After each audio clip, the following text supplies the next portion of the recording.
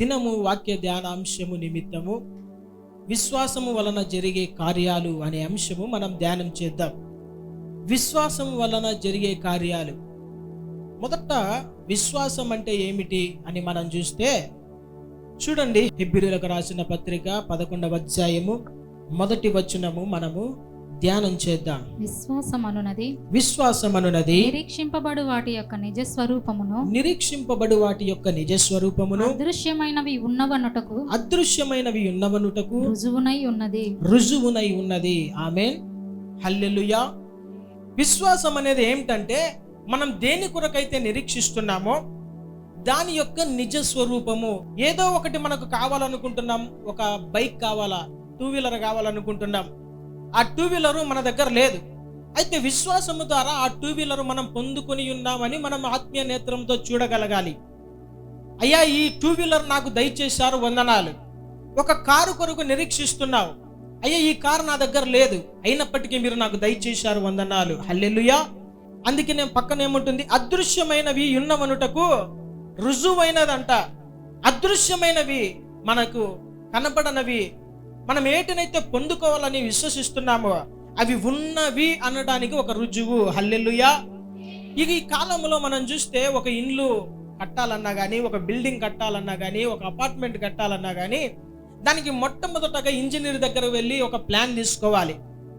ఒక ప్లాన్ తీసుకున్నప్పుడు ఆ ఇంజనీర్ ఏది ఎంత కొలత ఉండాలి, ఎట్లుంటుంది, లోపల ఇంటీరియర్ ఎట్లుంటుంది, బెడ్రూమ్ ఎట్లుంటుంది, కిచెన్ ఎట్లుంటుంది, హాల్ ఎట్లుంటుంది, ఎక్కడెక్కడ ఏమేమి ఫర్నిచర్ వస్తుంది, ఎక్కడ టీవీ వస్తుంది, అంతా కూడా ఒక నిజమైన వీడియో ఇచ్చేస్తాడు.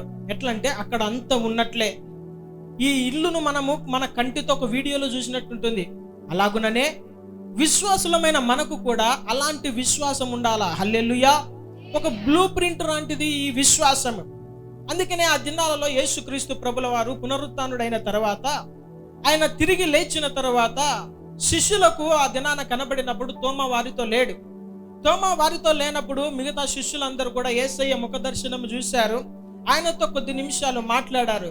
తర్వాత రెండవసారి ఆయన మహిమ రూపంలో ప్రత్యక్షమైనప్పుడు రెండవసారి ఈ తోమా ఉన్నాడు. అప్పుడు ఈ తోమా యేసయ్యను సందేహిస్తున్నాడు, నువ్వు నిజంగా యేసుక్రీస్తు ప్రభుల వారివేనా, లేదంటే ఏమైనా దయ్యమా, భూతమా, నేను నమ్మను, చనిపోయిన వారు లేస్తారని నాకు నమ్మకం లేదు, ఒకవేళ సాతాను మమ్మల్ని ఏమైనా మోసగిస్తున్నాడేమో అనుకొని ఈ తోమా నమ్మనప్పుడు యేసుక్రీస్తు ప్రభుల వారు తోమాతో అంటున్నమాట. చూడండి, యోహాను సువార్త 20వ అధ్యాయము 27వ వచనములో మనం చూసినట్లయితే, తరువాత తోమాను చూచి నీ వ్రేలు ఇటు చాచి నా చేతులు చూడుము, నీ చెయ్యి చాచి నా ప్రక్కలో ఉంచి అవిశ్వాసివి కాక విశ్వాసివై ఉండుమనెను. హల్లెలూయా. గట్టిగా చెప్పుదాం, హల్లెలూయా. చూడండి, అవిశ్వాసి కాకుండా విశ్వాసిగా ఉండు తోమా అంటున్నాడు. యేసుక్రీస్తు ప్రభుల వారు అన్ని జనులతో ఈ మాట అనడం లేదు, లేదంటే బయట వారితో అనడం లేదు, కానీ సాక్షాత్తు తన శిష్యుడైన తోమాతోనే ఏమంటున్నాడు, అవిశ్వాసివి కాకుండా విశ్వాసిగా ఉండు బాబు అంటున్నాడు. ఎందుకు ఈ మాట అంటున్నాడంటే తోమాలో యేసయ్య లేనప్పుడు అతనికి సందేహం వచ్చేసిందంట. ఇక సందేహము ప్రారంభించబడి ఇక అతడు యేసుక్రీస్తు ప్రభుల వారిని మహిమ శరీరంతో చూసినప్పుడు కూడా ఆయన నమ్మలేకపోతున్నాడు. అందుకనే నీవు అవిశ్వాసివి కాకుండా విశ్వాసిగా ఉండు అని యేసయ్య అంటున్నాడు. నా దేవుని ప్రజలారా, ఈ దినాన కూడా చాలా మంది మంచి విశ్వాసులుగా ఉన్నవారే, మంచి ఆత్మను పొందుకున్న వారే, ఆత్మచేత నింపబడుతున్న వారే అప్పుడప్పుడు ఆయా సమయాలలో అవిశ్వాసం వారిలో పనిచేస్తూ ఉంది.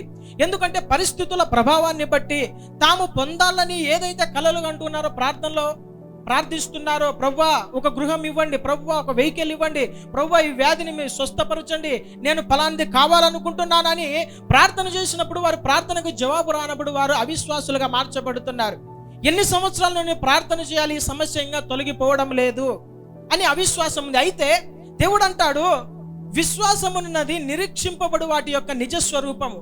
నువ్వు చూసి నేను పొందుకొని ఉన్నానని నువ్వు ఎప్పుడైతే నువ్వు హృదయంలో విశ్వసిస్తావో అది నీకు అనుగ్రహించబడి ఉన్నది. ఆమేన్, హల్లెలూయా.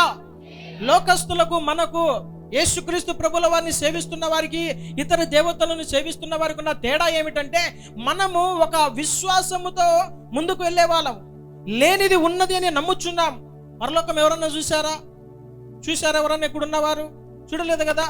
నమ్ముతున్నాం కదా, ఇంత భక్తి ఎందుకు చేస్తున్నామంటే పరలోకానికి వెళ్ళడానికే. నరకం ఎవరన్నా చూసారంటే ఎవరు చూడలేదు. అయితే నరకం ఉందని తెలిసి పాపాన్ని విడిచిపెట్టి మనం పరిశుద్ధంగా జీవిస్తున్నాం. అలాగుననే నీ జీవితంలో ఏదో ఒకటి కావాలనుకుంటున్నావు, ఒక కార్యము జరగాలనుకున్నావు, దానికి విశ్వాసము యాడ్ చేయడం లేదు. మీరు విశ్వాసాన్ని అనుసంధానం చేయడం లేదు. విశ్వాసము నీలో లేనప్పుడే అవిశ్వాసం వస్తుంది, ఆ కార్యాలు జరగవు. అయితే నా దేవుని ప్రజలారా, ఈ దినాన విశ్వాసము ద్వారా ఏ ఏ కార్యాలు జరుగుతాయో వాటన్నిటినీ మనం ధ్యానం చేద్దాం. మొట్టమొదటగా మనం చూసినట్లయితే విశ్వాసం వలన సమస్యలకు పరిష్కారం జరుగుతుంది. విశ్వాసము ద్వారా సమస్యలకు అన్నిటికీ పరిష్కారం. మనం అనుకుంటాం ఈ సమస్యకి ఇది పోదేమో, ఈ సమస్య తీరట అసాధ్యము. ఎందుకంటే లోకంలో కనబడుతున్న పరిస్థితుల ప్రభావాన్ని బట్టి ఇది ఇక తొలగిపోవడం అసాధ్యం, ఇది రాను రాను చినికి గాలివానంత అయిపోతుంది అనుకుంటాము. మన జీవితంలో వ్యాధి కావచ్చు, అప్పులు సమస్య, కొంచెం అప్పు తీసుకుని ఉంటాం కానీ అది వడ్డీకి ఎక్కువ లక్షలు అయిపోతుంటుంది. లేదంటే ఇక శత్రువు పోరాటం కావచ్చు, బంధువుల ద్వారా సమస్యలు కావచ్చు, ఇలాగా అనేక సమస్యలను బట్టి మనము అవిశ్వాసులుగా మార్చబడతాం. అయితే ఈ దినాన ప్రభుల వారు అంటున్నారు, విశ్వాసము ద్వారా నీ సమస్యలకు పరిష్కారం జరుగుతుంది. హల్లెలూయా. చూడండి, ఆ దినాల హెబ్రీయులకు రాసిన పత్రిక 11వ అధ్యాయం 30వ వచనములో ఒక మాట మనకు కనబడుతుంది. విశ్వాసమును బట్టి 7 దినముల వరకు ప్రదక్షిణము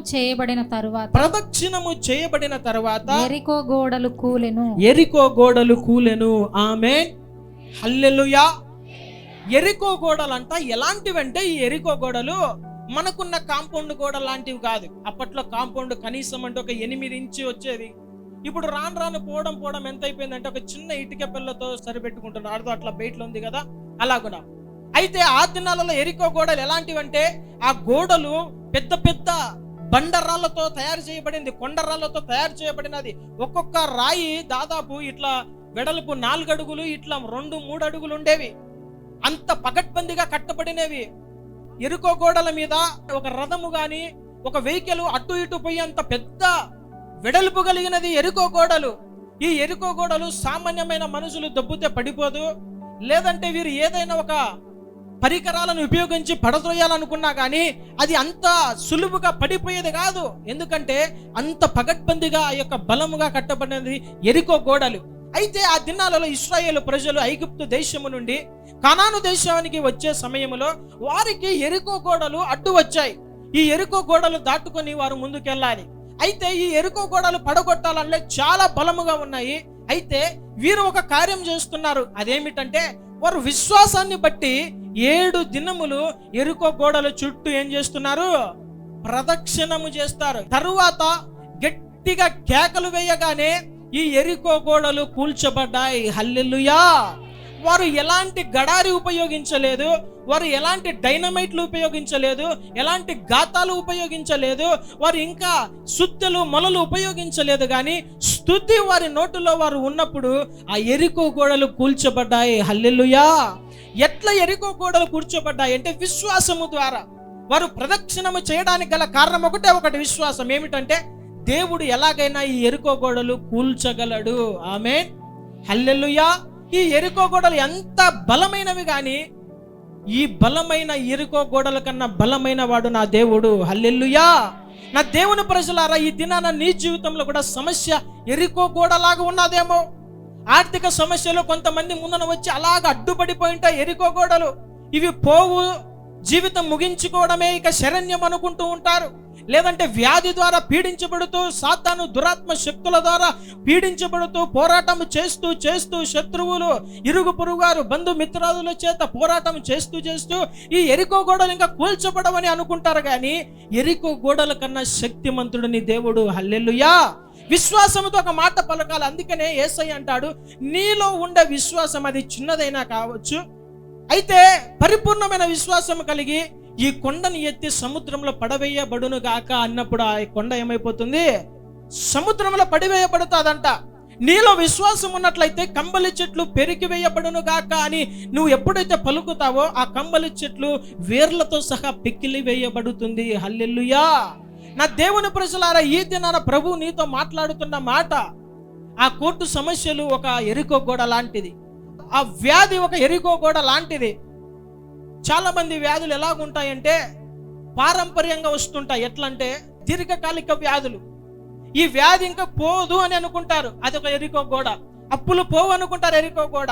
సమస్యలు పోవు అనుకుంటారు, ఎరికో గోడ. ఈ దినాన ఆ ఎరికో గోడ నీ ముందన లేదని విశ్వాసముతో ఆ ఆత్మీయ నేత్రములతో నువ్వు చూడగలిగినట్లయితే ఆ ఎరికో గోడలు కూల్చబడతాయి. హల్లెలూయా, హల్లెలూయా, హల్లెలూయా. నీ దేవుడు నీ పక్షాన ఎరికో గోడలు కూల్చివేయబోతున్నాడు. ఆమేన్. ఎట్లా అంటే మనము కూడా ఈ సమస్యల నుండి దూరంగా పారిపోకూడదు. వాళ్ళు ఏం చేశారు? ఎరికో గోడల చుట్టూ తిరిగారంట. ఈ దినాన నీ జీవితంలో ఉన్న ఎరికో గోడ అనే సమస్య చుట్టుకారం నువ్వు తిరగాలి. ఆమేన్, హల్లెలూయా. చుట్టుముట్టాలా సాతానుని, శత్రువును చుట్టుముట్టాలా, నీకు అసాధ్యమైన కార్యములను నువ్వు చుట్టుముట్టాలా. పోలీసు వారు ఏం చేస్తారంటే ఒక దొంగను పట్టుకునేటప్పుడు వాడిని చుట్టుముడతారు, సరెండర్ చేస్తారు వాడిని. అలాగుననే మన జీవితంలో అసాధ్యమైన ఎరికో గోడ లాంటి సమస్యలను విశ్వాసము ద్వారా మనము కూడా చుట్టుముట్టాలా. హల్లెలూయా. అప్పుడే నీ సమస్యలకు పరిష్కారం జరుగుతుంది. నువ్వు నమ్మినట్లయితే దేవుని మహిమ నువ్వు చూచెదవు. ఆమేన్. రెండవదిగా మనము చూసినట్లయితే విశ్వాసము ద్వారా స్వస్థత కలుగుతుంది మనకి. చూడండి, యాకోబు పత్రిక 5వ అధ్యాయము 14-15 వచనాలు మనం గమనిద్దాం. మీలో ఎవడైనను రోగి అయి ఉన్నాడా? మీలో ఎవడైనను రోగి అయి ఉన్నాడా? అతడు సంఘపు పెద్దలను పిలిపింపవలెను. అతడు సంఘపు పెద్దలను పిలిపింపవలెను. వారు ప్రభువు నామమున అతనికి నూనె రాచి, వారు ప్రభువు నామమున అతనికి నూనె రాచి అతని కొరకు ప్రార్థన చేయవలెను. అతని కొరకు ప్రార్థన చేయవలెను. విశ్వాస సహితమైన ప్రార్థన, విశ్వాస సహితమైన ప్రార్థన ఆ రోగిని స్వస్థపరచును. ఆ రోగిని స్వస్థపరచును. ప్రభువు అతని లేపును. ప్రభువు అతని లేపును. అతడు పాపములు చేసిన వాడైతే, అతడు పాపములు చేసిన వాడైతే పాప క్షమాపణ నొందును. పాప క్షమాపణ నొందును. ఆమేన్. చూడండి, చదవబడిన లేఖనంలో ఏమవుతుందంటే ఎవరైనా రోగిగ్రస్తులుగా వ్యాధిగ్రస్తులుగా ఉన్నారంటే వారు సంఘపు పెద్దలను పిలిపించి ప్రభువు నామమున అతనికి నూనె రాచి అతని కొరకు ప్రార్థన చేయాలి. ఎట్లా ప్రార్థన చేయాలి? వ్యాధిగ్రస్తుల కొరకు చెప్పాలా? ఎట్లా ప్రార్థన చేయాలి? విశ్వాసమే. సరే, ఏమి రాసి ప్రార్థన చేయాలి? నూనె రాచి ప్రార్థన చేయాలని లేఖనం సెలవిస్తుంది. ఆ దినాన యెరూషలేము నుండి యెరికోకు ప్రయాణమై ఒకడు దిగి వెళ్ళుచున్న సమయంలో దొంగల చేత పట్టబడినప్పుడు వాని కొట్టి గాయపరిచినప్పుడు వానిని ఆ గాయములు మాన్పబడాలంటే ఏం చేశారు? నూనె రాశారు. హల్లెలూయా. నూనె ఏమి దాంట్లో మహిమ ఉందని కాదు, కానీ దేవుడు వాక్యం సెలవిస్తున్నాడు, స్వస్థపరచువాడు ఆయనే. ఆమేన్. నూనెలో ఏమి లేదు, దైవ సేవకుల్లో ఏం లేదు, కానీ దేవుడే వారిని స్వస్థపరుస్తాడు. ఇప్పుడు విశ్వాస సహితమైన ప్రార్థన వానిని స్వస్థపరుస్తుంది, రోగిని. ఇప్పుడు మనము ప్రార్థన చేసే సమయంలో ఒక విశ్వాసం మనలో ఉండాలి. ఒకవేళ మనకు మనం ప్రార్థన చేసుకునేటప్పుడు, అయ్యా ఈ వ్యాధిని నువ్వు స్వస్థపరచగలవు, నీవు పొందిన గాయముల ద్వారా స్వస్థత నొంది ఉన్నామన్నారు కదా, మీరు రక్తము ద్వారా స్వస్థతని సెలవిచ్చారు కదా అని ఈ స్వస్థత లేఖనాలను ఎత్తిపట్టి విశ్వాసముతో ప్రార్థన చేసినప్పుడు, అధికారము వాడి ప్రార్థన చేసినప్పుడు ఆ వ్యాధి నిన్ను విడిచి వెళ్ళిపోతుంది. ఆమేన్, హల్లెలూయా. ఇంకా ఎందుకు స్వస్థత రాలేదు అంటే విశ్వాసం తక్కువ అయిపోయింది. విశ్వాస సహితమైన ప్రార్థన చేయడం లేదు, అధికారం వాడలేదు, యేసు నామములో ఉన్న అధికారం వాడడం లేదు. శృంగారం అనే దేవాలయం బయట కుంటివాడు ఒకడు, పుట్టుకతో కుంటివాడు ఉన్నాడు. అయితే ఈ యొక్క దైవజనులు ఇద్దరు కూడా యేసు నామాన్ని ఉపయోగించారంట. హల్లెలూయా. నజరేయుడైన యేసు నామములో లేచి నువ్వు నిలబడు అన్నప్పుడు ఏమైపోయింది? వాని చీల మండలంలోనికి, పాదములోనికి, వాని నరాలలోనికి యేసు రక్తము, దేవుని పునరుత్థాన శక్తి ప్రవహించి వాడు దిగ్గున లేచి నిలబడ్డాడు. హల్లెలూయా. నీలో ఒక అధికారం ఉంది, యేసు నామము అనే అధికారం. ఈ యేసు నామం ఉచ్చరించినప్పుడే గొప్ప కార్యాలు జరుగుతాయి. స్వస్థత కానీ, సాతాను పారిపోవడం కానీ, నీ జీవితంలో అసాధ్యమైన కార్యములు జరగాలన్నా ఒకటే ఒక మాట, 2 అక్షరాలు కలిగిన మాట, యేసు నామము. ఆమేన్, హల్లెలూయా. యేసు నామములో ఉన్న శక్తి దేవుడు నీకు ఇచ్చాడు, అధికారం ఇచ్చాడు. నువ్వు వాడినట్లయితే స్వస్థత శీఘ్రంగా నీకు లభిస్తుంది. ఆమేన్, హల్లెలూయా. అన్ని కింద ఒక మాట ఉంది, ఏమంటే అతడు పాపము చేసిన వాడైతే పాప క్షమాపణ నొందును. నీకు స్వస్థత ఇంకా రాలేదంటే ఇంకొక కారణం ఏమిటంటే, మొట్టమొదటి విశ్వాస సహితమైన ప్రార్థన లేదు. రెండవది ఏమంటే పాపములు నీకు అడ్డుగా ఉన్నాయి. అందుకనే ఆ దినాల్లో యేసుక్రీస్తు ప్రభుల వారు ఒక ఇంట్లో ఉన్నప్పుడు ఒక పక్షవాయువుతో మంచము పట్టి ఉన్నవాడు, వాడు లేవలేడు, దిగలేడు, తన పనులు తాను చేసుకోలేడు. అలాంటి వాడిని తీసుకొని వచ్చి యేసయ్య నిలబడుకుని ఉంటే పైన కప్పు తీసి ఆయన ముందుకు దించారు మంచముతో. అప్పుడు యేసుక్రీస్తు ప్రభుల వారు సచ్చోడా లేయ్ అని చెప్పి వాడిని పంపించలేదు, స్వస్థపరిచాను పో అని లేదు. ఆయన అంటున్న మాట ఏమిటంటే చూడండి, మార్కు సువార్త 2వ అధ్యాయం 5వ వచనము. యేసు వారి విశ్వాసము చూసి కుమారుడా నీ పాపములు క్షమింపబడి ఉన్నవని పక్షవాయువు గలవానితో చెప్పెను. ఆమేన్, హల్లెలూయా. చూడండి, వారిలో విశ్వాసం ఉంది. ఒక స్వస్థత జరగాలంటే విశ్వాసం ఉంది. ఆయన అంటున్నాడు, వారి విశ్వాసమును చూసి ఆయన ఆశ్చర్యపడ్డాడంట. వారి విశ్వాసాన్ని మెచ్చుకున్నాడు. కానీ విశ్వాసము ద్వారానే స్వస్థతలు జరగవు. కానీ నీలో ఆయనకు వ్యతిరేకమైన పాపం ఏదో దాచిపెట్టుకొని ఉన్నావు. అతిక్రమములను ఒప్పుకుంటున్నావు కానీ దాన్ని విడిచిపెట్టడం లేదు. మరలా అదే పాపములను ఉంటున్నావు. యేసయ్య అనుకుంటే వానిని స్వస్థపరచవచ్చు, కానీ ఇక్కడ వానికి వాని పాపములు అడ్డుగా ఉన్నవి. నా దేవుని ప్రజలారా, చాలా మంది యేసు ప్రభు దగ్గరికి ఎందుకు వస్తారంటే వ్యాధులను స్వస్థపరుచుకోవాలి, అప్పులు పోవాలి, గర్భఫలము కావాలి, మా కుటుంబము మేము అందరము మంచిగా చల్లగా ఉండాలని వస్తారు. అయితే నువ్వు చల్లగా ఉండాలంటే ఆ లోపల ఉండే ఆ పాపము పోకపోతే దేవుడు ఏం చేయలేడు. అర్థమవుతుందా? చాలా మంది ఎట్లా వస్తారంటే స్వస్థత కొరకు మాత్రమే వస్తారు. అందుకని చాలా మందికి స్వస్థత శీఘ్రంగా లభించదు. నీ పాపము నీకు బయటికి వెళ్ళిపోతే, నీలో నుండి పాపము పోయినప్పుడే నీకు స్వస్థత జరుగుతుంది. నీలో ఎంత విశ్వాసమైన ఉండు, ఒకవేళ దేవునికి అయాసకరమైన కార్యం ఏదైనా నీలో ఉన్నట్లయితే నీవు స్వస్థత పొందలేవు. ఇది లేఖనానుసారమైనది. ఆమేన్, హల్లెలూయా. వారి విశ్వాసమును చూసి మెచ్చుకున్నాడు, కానీ పాపములు క్షమించబడలేదు. అదొకటి కొరత ఉంది వానిలో. కుమారుడా, నీ పాపములు క్షమించబడినవి, నీవు లేచి నీ పరుపెత్తుకొని ఇంటికి వెళ్ళు. ఆమేన్, హల్లెలూయా, హల్లెలూయా. నీకు స్వస్థత కావాలంటే విశ్వాస సహితమైన ప్రార్థన, విశ్వాసము ద్వారా స్వస్థత వస్తుంది. అయినప్పటికీ ఈ స్వస్థతకు ఆటంకములు ఏమై ఉన్నవంటే నీ పాపములు, చిన్న బలహీనతలు ఆ స్వస్థతను పొందుకోకుండా అడ్డంకులుగా ఉన్నాయి. ఇది నా నిజముగా అయ్యా నాకు స్వస్థత ఇంకా దొరకడం లేదంటే విశ్వాసంతో ప్రార్థన చేయి. ఇంకా కాలేదా? అయితే నీకు వ్యతిరేకమైన కార్యములు ఏవో నాలో ఉన్నాయి. ఆ పాపములు, మరలా చేసే పాపములు, తెలిసి తెలియక చేసిన తప్పులు అన్నిటినీ క్షమించయ్యా, నీ రక్తము ద్వారా నన్ను శుద్ధీకరించు అని చెప్పినప్పుడు తప్పకుండా నీ వ్యాధి నుండి నువ్వు స్వస్థత పొందుతావు. ఆమేన్, హల్లెలూయా. ఉదాహరణకు విశ్వాసం గురించి మనం చూసినట్లయితే ఆ దినాలలో యేసుక్రీస్తు ప్రభుల వారు ఆయన ఎప్పుడు ఏ స్వస్థత కార్యము జరిగించినా కూడా వారి విశ్వాసం యొక్క పరిమాణము చొప్పున చేసేవాడు. వారి విశ్వాసాన్ని బట్టి ఆయన కార్యం చేసేవాడు. మత్తయి సువార్త 15వ అధ్యాయము 28వ వచనంలో ఆయన ఒక మాట అంటాడు. అందుకు యేసు అమ్మా నీ విశ్వాసము గొప్పది, నీవు కోరినట్టే నీవు అవునుగాక అని ఆమెతో చెప్పెను. ఆ గడియలోనే ఆమె కుమార్తె స్వస్థత నొందెను. హల్లెలూయా, హల్లెలూయా, హల్లెలూయా. చూడండి, ఇక్కడ యేసు అంటున్నాడు, అమ్మా నేను గొప్పవాడిని, భూలోకాన్ని సృష్టించిన వాడిని, స్వస్థపరచాను పో అనలేదు. నీ విశ్వాసము గొప్పది, నువ్వు కోరినట్టే నీకు అవును కాక అన్నప్పుడు వెంటనే ఆ కనాను స్త్రీ యొక్క కుమార్తె స్వస్థపరచబడింది. ఏంటి ఇక్కడ సమస్య అంటే ఈ కనాను స్త్రీ యొక్క కుమార్తె దయ్యము చేత బహుగా పీడించబడుతున్నది. ఆ తల్లి ఆ కుమార్తె యొక్క బాధ చూడలేక యేసయ్య గురించి వినిన ఈమెకు విశ్వాసం కలిగింది. యేసయ్య అయితే ఈమెను స్వస్థపరచగలడు, ఈ దురాత్మను వెళ్ళగొట్టగలడని ఆయన దగ్గరకు వచ్చినప్పుడు ఆమె అంటుంది, దావీదు కుమారుడా యేసయ్య నా మీద కనికరం చూపించు, నా కుమార్తెను స్వస్థపరచన్నప్పుడు యేసయ్య ఆమెను పట్టించుకోలేదు. అయినప్పటికీ ఆమె గట్టిగా కేకలు వేస్తూ యేసయ్యను గోజాడుకుంటూ ఉంది. ఈ గోజాడుకుంటున్న సమయంలో ఆ కేకలు వినలేక చుట్టుపక్కల ఉన్న ఈ శిష్యులకు ఎంతగానో ఇబ్బందిగా ఉన్నప్పుడు వారు అంటున్నారు, అయ్యా ఈ స్త్రీ మనల్ని ఎంతగానో ఇబ్బంది పెడుతుంది, ఆమెను వెనక్కి వెళ్ళిపోమని చెబుదామా అంటే అప్పుడు ఆమె మరీ గట్టిగా చెప్తుంది ఏమని, అయ్యా నాకు సహాయం చేయి అన్నప్పుడు ఆయన ఒక మాట అంటాడు. ఏమంటాడంటే, ఇశ్రాయేలు ఈ నర్శించి గొర్రెల వద్దకే నేను పంపించబడ్డాను కానీ అన్యజనుల యుద్ధకు నేను పంపించబడలేదు అంటాడు. అప్పుడు ఆమె నన్ను ఈయన తృణీకరించాడు కదా, నేను వెళ్ళిపోదాం అనుకోలేదు. ఆమె విశ్వాసం ఎలాంటిదంటే ఈయన నన్ను తప్పకుండా స్వస్థపరచగలడు. హల్లెలూయా. నా దేవుడు దాటిపోయేవాడు కాదు. బాధపడేవారు, వ్యాధిగ్రస్తులుగా ఉన్నవారు, సాతాను దురాత్మల చేత పీడించబడుతున్న వారిని చూచి దాటిపోయేవాడు కాదు. ఆయన కనికరపడే దేవుడు అన్నప్పుడు ఈమె మరలా నాకు సహాయం చేయి ప్రభు అంటే, అమ్మా పిల్లల రొట్టె ముక్కలు తీసుకొని కుక్క పిల్లకు వేయడం యుక్తం కాదమ్మా, ఇది మంచిది కాదు.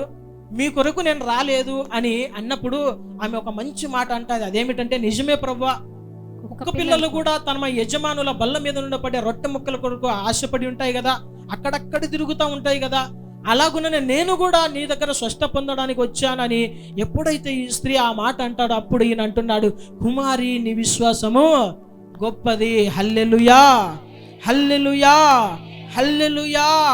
ఇంత గొప్ప విశ్వాసం ఇశ్రాయేలు ప్రజలలో కూడా లేదే. ఇది నాన్న కూడా నిజంగా చాలా మంది అన్యజనులు అలాంటి విశ్వాసం బట్టే దేవుని దగ్గరకు వచ్చి స్వస్థత విడుదల కార్యాలు పొందుకుంటున్నారు. చాలా మంది క్రైస్తవులకు ఆ విశ్వాసం ఉండదు, అయితే అన్యజనులకు ఉంటుంది కాబట్టి స్వస్థత వారికి వెంటనే విడుదల కార్యాలు వారికి లభిస్తాయి. చూడండి, నీ విశ్వాసము గొప్పది, నీవు కోరినట్టే నీకు అవునుగా. కానీ ఎప్పుడైతే యేసయ్య అంటాడో ఆమె కుమార్తె ఆ దురాత్మ నుండి విడుదల పొందినది. ఆమేన్, హల్లెలూయా. మనలో బలమైన విశ్వాసం ఉన్నప్పుడు దేవుని కార్యాలు మన జీవితంలో జరుగుతాయి. విశ్వాసం లేకపోతే ఏమి చేయలేడు దేవుడు కూడా. ఈ లేఖనాలను బట్టి మనం గ్రహించవచ్చు. అలాగనే 12 సంవత్సరాల నుండి రక్తస్రావ రోగం కలిగిన ఒక స్త్రీ తనకున్న డబ్బంతా కూడా వ్యర్థం చేసుకుంది. అనేక మంది వైద్యులకు ఖర్చు చేసింది. ఎక్కడ హాస్పిటల్లో డాక్టర్లు ఉన్నారంటే అందరి దగ్గర తిరిగింది. ఎక్కడ కూడా ఆమె యొక్క వ్యాధి కుదుటపడలేదు. ఇంకా వేదన పడుతూ ఉంది. ఈ బాధను తట్టుకోలేక ఒక దినాన యేసుక్రీస్తు ప్రభుల వారు ఎలాంటి వ్యాధినైనా స్వస్థపరుస్తారని విన్నప్పుడు, ఆ దారి గుండా యేసయ్య వెళ్తాడని తెలిసినప్పుడు, ఎలాగైనా ఈ అవకాశాన్ని నేను సద్వినియోగం చేసుకోవాలి, ఈ అవకాశం పోతే మరి ఒక అవకాశం నాకు దొరుకుతుందో లేదో అని ఆమె అంత జన సమూహంలో యేసయ్య మీద అనేక మంది పడుతున్నారు, దొబ్బుతున్నారు, అనేక జన సమూహాలు వెళ్తున్నప్పటికీ ఈ స్త్రీ ఎలాగైనా యేసుక్రీస్తు ప్రభుల వారిని తాకాలి, కనీసం ఆయన నన్ను ముట్టి స్వస్థపరచాల్సిన అవసరం లేదు. ఆమె విశ్వాసం ఎలాంటిదంటే, ఆయనను తగులితే చాలు, ఆమేన్, హల్లెలూయా, ఆయన వస్త్రపు చెంగు తగిలినా కూడా నాకు స్వస్థత లభిస్తాయి. మొట్టమొదట ఆమె ఏమంటుంది, నా యొక్క కుమార్తె దయ్యము చేత చాలా విలవిలలాడుతుంది, ఆమెని ఎలాగైనా విడిపించు. కానీ ఈ స్త్రీ విశ్వాసం ఎలాంటిదంటే, యేసయ్యతో నా బాధ చెప్పుకోవాల్సిన పని లేదు, యేసయ్యతో నేను వెళ్ళి అడగవలసిన పని లేదు, ఆయన నన్ను ముట్టి తాకి స్వస్థపరచవలసిన పని లేదు, ఆయన వస్త్రపు చెంగు నేను ముట్టితే చాలు నాకు స్వస్థత దొరుకుతుందని ఎప్పుడైతే ఈ ఆలోచన ఆమెకు వచ్చిందో, వెంటనే ఈ ఆలోచనను బట్టి పరిగెత్తుకుంటూ వెళ్ళి యేసయ్యను వస్త్రపు చెంగును ముట్టినది. హల్లెలూయా. వెంటనే యేసయ్యలో ఉన్న ప్రభావం బయటకు వచ్చిందంట. ఇక్కడ ఒక మాట మనం గమనించినట్లయితే, అన్ని వందల వేల మంది యేసుక్రీస్తు ప్రభుల వారిని తగులుతున్నారు, అంతమంది ఆయనను ముట్టుతున్నారు, అంతమంది ఆయన మీద పడుతున్నారు, లేస్తున్నారు, పోతున్నారు. కానీ అంతమంది పడినప్పుడు యేసయ్యలో స్వస్థత ప్రభావం బయటికి వెళ్ళలేదు.